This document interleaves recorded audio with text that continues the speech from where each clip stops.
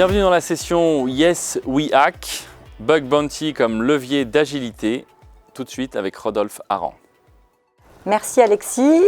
J'ai le plaisir d'accueillir du coup aujourd'hui Rodolphe Aran, qui est directeur associé de Yes We Hack. Bonjour Rodolphe. Bonjour Manuela. On va passer cette petite session sous forme d'une petite interview avec Rodolphe. Donc voilà, j'aimerais savoir et que vous présentiez un petit peu Yes We Hack. Merci de cette introduction. Donc Yes We Hack, c'est la première plateforme de Bug Bounty européenne. La première d'abord en termes de programmes que nous gérons, puisqu'on gère plus de 400 programmes publics et privés dans à peu près 27 pays, avec des clients de toute taille, de tout secteur, des grandes banques jusqu'aux startups. Et également la première communauté de chercheurs européens, donc plus de 18 000 chercheurs à ce jour, 500 nouveaux chercheurs qui s'inscrivent chaque mois, et donc principalement des chercheurs basés en Europe. On parle beaucoup de Bug Bounty. C'est quoi en fait le Bug Bounty ? Alors le Bug Bounty, ce n'est rien de moins que la disruption du pentest.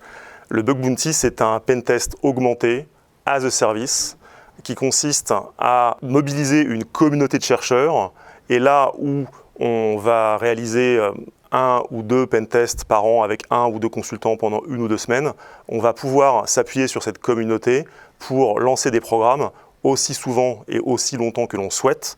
C'est pour ça qu'on parle de crowdsourcing, et où on va récompenser les chercheurs pour les vulnérabilités qu'ils ont remontées dans le cadre de règles très précises qui définissent ce que les chercheurs peuvent et ne peuvent pas faire. Donc typiquement, quel va être l'objet des tests, quels sont les tests qu'ils ont droit de conduire et dans quelles conditions ils vont être rémunérés. Du coup, il y a quand même des défis que rencontrent les RSSI. Si on pouvait citer un défi majeur ?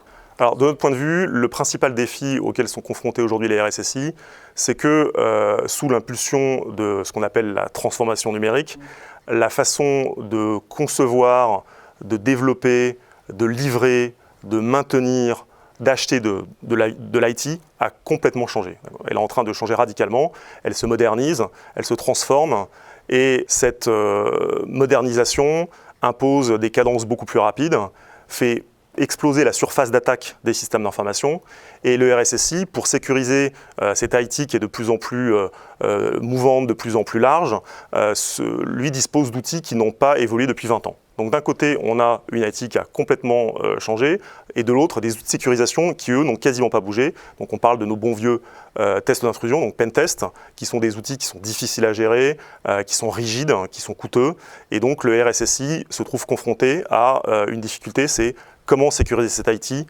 avec des outils modernes. Et comment le Bug Bounty répond à ça au final ? Alors le Bug Bounty répond à ce besoin d'agilité opérationnelle de trois façons. La première façon, c'est que d'abord, c'est un outil qui est flexible, qui est simple à mettre en œuvre et qui est extrêmement rapide. C'est-à-dire qu'en fait, on peut déclencher une campagne de test en quelques clics. D'accord ? Et donc ça va répondre d'abord à ce besoin de vitesse qui est imposé donc, par cette IT moderne et rapide. Donc là, on a deux cas de figure. On a des organisations qui sont déjà dans un mouvement de type, dans une démarche de type DevOps, donc qui est plus ou moins avancée, généralement qui est plutôt débutante, et qui vont être en intégration ou en déploiement continu et qui vont pouvoir mener des tests en continu sur leur site ou leurs applications, et en gros, dès lors qu'ils vont déposer du code et potentiellement créer des vulnérabilités, ces vulnérabilités vont être détectées par les chercheurs dans le cadre d'un programme. Et puis ensuite, on a d'autres clients qui, eux, sont encore dans le bon vieux système, dans le bon vieux modèle du cycle en V ou du projet en cascade, mais qui se trouvent confrontés à des délais de livraison de plus en plus rapides. Et là où autrefois, ils faisaient une ou deux mises à jour par an, maintenant ils en font une par trimestre, une par mois ou une par semaine. Et donc on va pouvoir déclencher des campagnes de Bug Bounty très circonscrites sur un format court, avec une poignée de chercheurs, en phase de recettes ou de tests, en pré-production, avant donc la mise en production, la mise à jour. Donc ça c'est la première chose, c'est la vitesse, la flexibilité et la simplicité. La deuxième chose, c'est que qu'on parle de DevOps ou pas, on voit bien que les développeurs doivent livrer de plus en plus vite. Et que de plus en plus souvent, la DSI met le développeur au cœur du projet. Et c'est lui qui devient de plus en plus le responsable de ce projet. Le problème, c'est que si on met le développeur au cœur et qu'on lui laisse une latitude supplémentaire beaucoup plus grande, et qu'il n'y a pas les outils, les processus de contrôle et de sécurité qui vont autour, très rapidement, le RSSI, lui, se retrouve totalement en dehors du jeu. Et donc, c'est pour ça que la plupart des RSSI cherchent des moyens de sensibiliser ces développeurs à la sécurité, de les former, de les faire monter en compétences, et également, dans les plus grandes organisations, de créer des security champions qui vont être les ambassadeurs, entre guillemets, sécurité au sein d'une équipe de développement. La question, c'est comment le faire. Donc on peut toujours faire des formations, on peut toujours faire de la sensibilisation, ça fait 20 ans qu'on en fait, c'est intéressant, mais le Bug Bounty apporte des éléments supplémentaires. En fait, à travers une plateforme comme celle de Yes We Hack, on peut mettre en relation les chercheurs qui ont détecté et exploité des vulnérabilités avec les développeurs qui ont été responsables de cette vulnérabilité et qui vont devoir la corriger. Donc là, on va créer un lien direct entre développeurs et chercheurs, et donc les premiers vont bénéficier de l'expertise des seconds. Alors déjà, il va y avoir un effet de sensibilisation, parce que lorsque vous êtes développeur et que vous parlez à la personne qui a réussi à exploiter votre bug et qui vous explique ce qu'elle aurait pu faire si elle l'avait exploité, forcément, ça produit un effet. Mais surtout, il va y avoir un transfert de compétences du chercheur vers le développeur.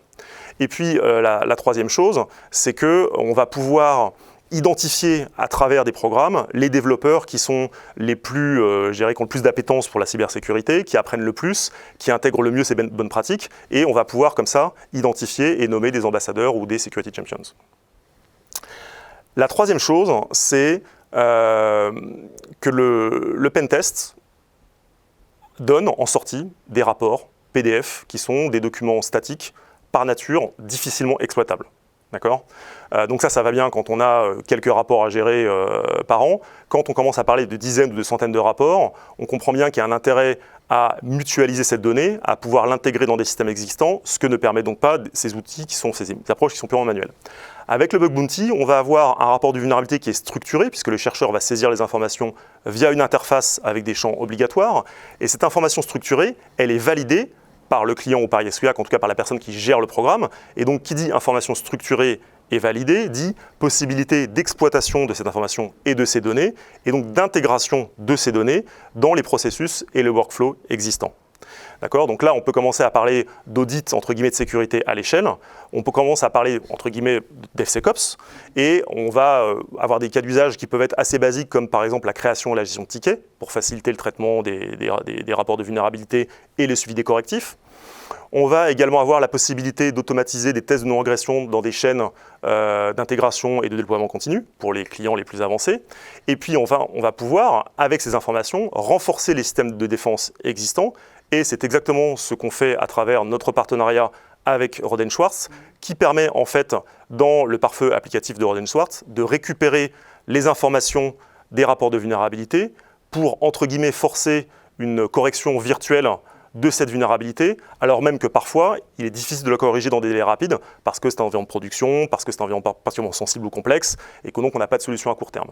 Donc là, on voit qu'on peut améliorer, entre guillemets, l'efficience et la profitabilité des outils existants, simplement en récupérant une donnée qui, auparavant, n'était pas accessible et donc exploitable. Merci pour cette intervention. Je vous en prie. Est-ce qu'on peut conclure par un mot ? Oui, une annonce peut-être ? Non, alors, pas encore une annonce, bientôt. Non, ce qu'on peut dire, c'est que quand on parle au RSSI, la question ne se pose plus vraiment de savoir si ils vont faire du Bug Bounty.